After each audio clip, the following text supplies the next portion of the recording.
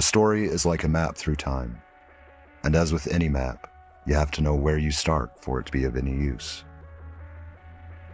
One of the oldest stories of humanity's origin came from the Sumerians, who tell of an alien race called the Anunnaki. They were advanced beings that came to Earth for resources, and they genetically altered early man to create a workforce that could gather the resources for them. This would explain the signs of genetic editing found in human DNA, and it would also explain the so-called missing link between cavemen and modern humans. But there is more to the story. In Genesis, we are told of a forbidden fruit that alters the nature of whoever eats it, changing creatures with no concept of good or evil into beings that could consciously make that distinction.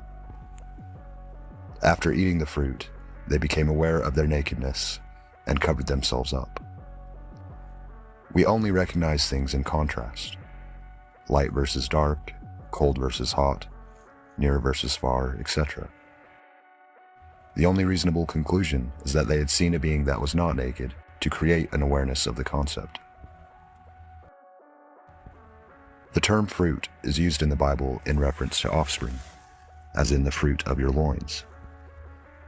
The Anunnaki were forbidden from mating with the genetically altered humans, because this act would create hybrid offspring, or in other words, it would create forbidden fruit that would share traits of the Anunnaki, making us like them.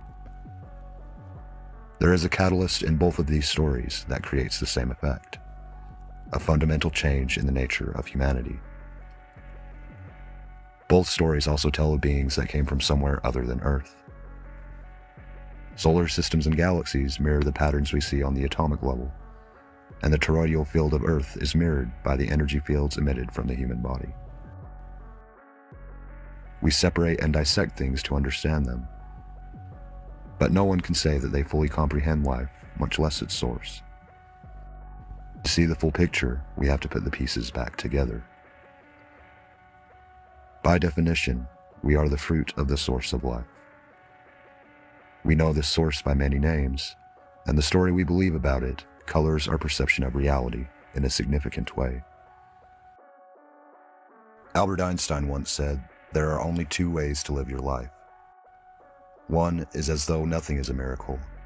The other is as though everything is a miracle."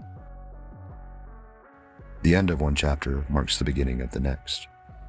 And as the tree must let go of last season's leaves to make room for the new ones, we must drop old ideas to make way for something new.